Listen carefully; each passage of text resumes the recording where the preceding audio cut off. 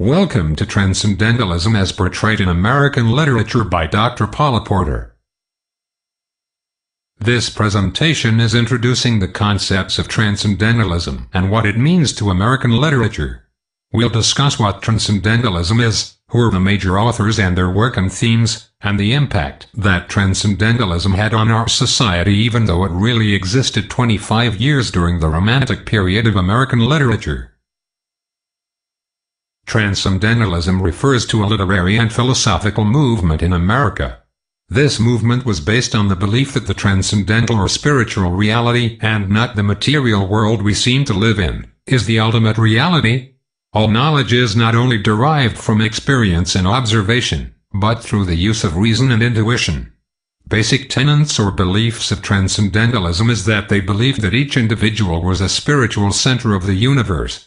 No one human was better or greater than another. They also believed that individuals should act according to their morals and values. Transcendentalism is composed of three parts: a higher spirit, nature, and humans. They are all connected.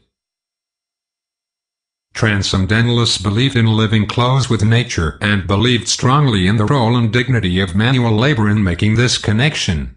By contemplating objects in nature, we could transcend our physical world and connect with a deeper union with God. The fulfillment of humans came about in the communion with nature.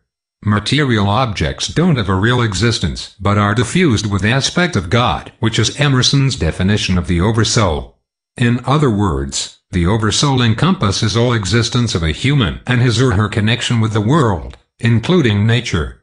They believed that humans were divine in their own right, which opposed the doctrines of the Puritans. Trusting the self was allow the voice of God to speak within us. Most of the Transcendentalists were reformers by nature in an attempt to keep alive the human spirit. Social conformity, materialism, commercialism was a lack of moral commitment to oneself. American industrialization destroyed American values in their minds. During this time period, there was a focus on society's unrepresented individuals, slaves, Native Americans, women, children, the labor force, and how we can reshape society through education and moral reform. The Transcendentalists also created a utopian community, one in Oneida, New York, and a second in Fruitlands in Massachusetts. All throughout the focus was on the individual as the key to the reform process. The Romantic period in American literature was influenced by the intuitive philosophy of Kant. Literature was seen as an outpouring of the inner spirit. Writers of this period generally reacted against the individual express and imagination and celebrated the freedom of the individual. Writers of this time period also relied on symbolism and allegory, as well as recurring motifs including the theme of the individual and rebellion, glorification of nature, admiration for a simpler life, fascination with Gothic themes and the supernatural and mysterious. This was shown in Emerson's Nature due to the focus on self-reliance, self-knowledge, and a closeness with nature. Of course, Emerson and Thoreau, as well as poets Whitman and Dickinson, are the most well-known of the Transcendentalist authors. However, Poe, while he was a critic of the concept, was influenced by Transcendentalism as well due to the mystery and intense emotion in most of his works. Emerson was born in Boston and his father was a minister of the First Church in Boston.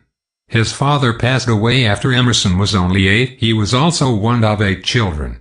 He attended Harvard and taught at a school for girls in Boston when he graduated. He became a preacher at the Unitarian Second Church in Boston and married in the same year. His wife was fairly well-to-do and so he could accept roles in public life, serving as chaplain in the Massachusetts Senate. His wife had tuberculosis and passed away, as did several of his brothers who also died of the disease. He later began a literary career and served as a lecturer, living in Concord. Thoreau was born and raised in Concord, Massachusetts. His family owned and operated a pencil factory. He attended Harvard as well. He worked with Emerson as a handyman and developed a close bond. Thoreau decided to live with nature away from town life and built a cabin on Emerson's property at Walden Pond. Thoreau lived self-sufficiently, fishing, growing his own vegetables, selling what he didn't need to purchase necessities like flour and sugar. He spent the time observing the world around him and writing. Most of the material for this book was drawn from his journals, sermons, and lectures. It was first published as an essay, but later became a book. The book focused on the human tendency to accept knowledge and traditions of the past rather than experiencing nature and God directly during the present on a daily basis. Nature, spirit, and man are the three components of the universe. When we are in nature, we leave behind the activities of humans and find true solitude as well as a deeper understanding of what it is to be. The themes in Emerson's work comes from his belief that each of us must create our own personal understanding of the universe.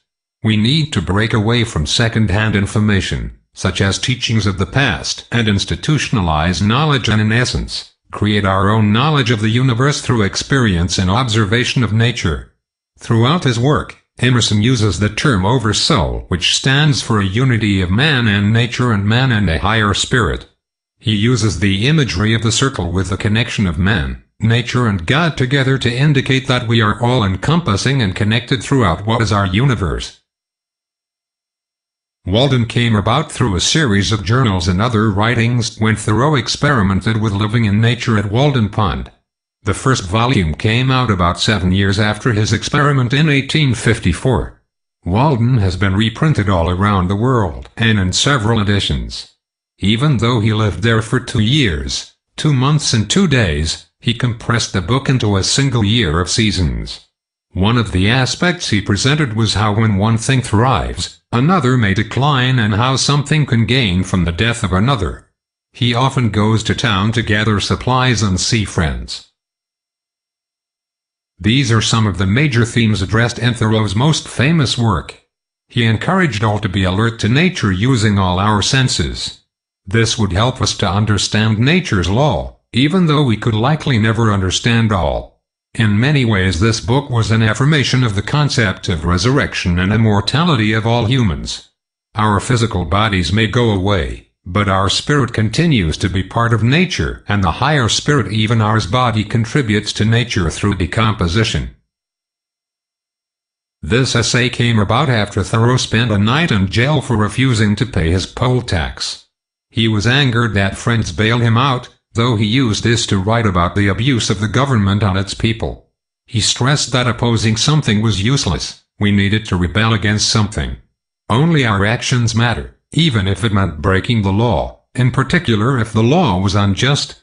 Thoreau wants to conform to the laws of the land, but only those that are honorable. He felt that democracy may not be the final step in the process of self-governing. He felt that our country could never be free until the government recognizes the preeminence of the individual. What is interesting is that Thoreau's ideas against slavery and for government reform was part of Transcendental Discover as reactions to what he considered extreme events created by men who did not have the nature and higher spirit universal connection. He saw that government enforced civil law by physical means, but did not consider the moral issues. Therefore, the punishment meant nothing. They can only force me who obey a higher law than I do. They force me to become like themselves, he said. In other words, moral issues, such as slavery of another or war and killing of others, must be decided by the individual's conscience only. Also, Thoreau pointed out in this essay that we could easily be corrupted by materialism, and the return to a simple life within nature was the antidote. He thought it was useless to try to buy and accumulate property because a human cannot own anything within the concept of nature. You must live within yourself, and depend on your single quotef, always tucked up and ready for a start, and not have many affairs, according to Thoreau. While the concept of Transcendentalism as a philosophical movement only lasted for about 25 years in the 19th century, we still read many of the works by these authors, and we can still find meaning within them. These authors influenced other authors as well as those who believed in civil disobedience and the concept of nonviolent resistance to oppressive government.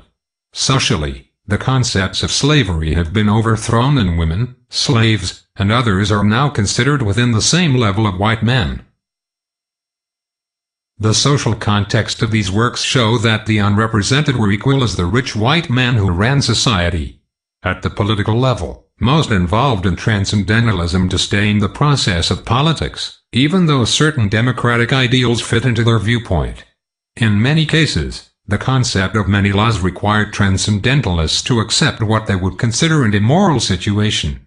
Transcendentalism is one of America's true native literature and philosophy that was not taken from Old World Europe. It was designed to enrich the average person.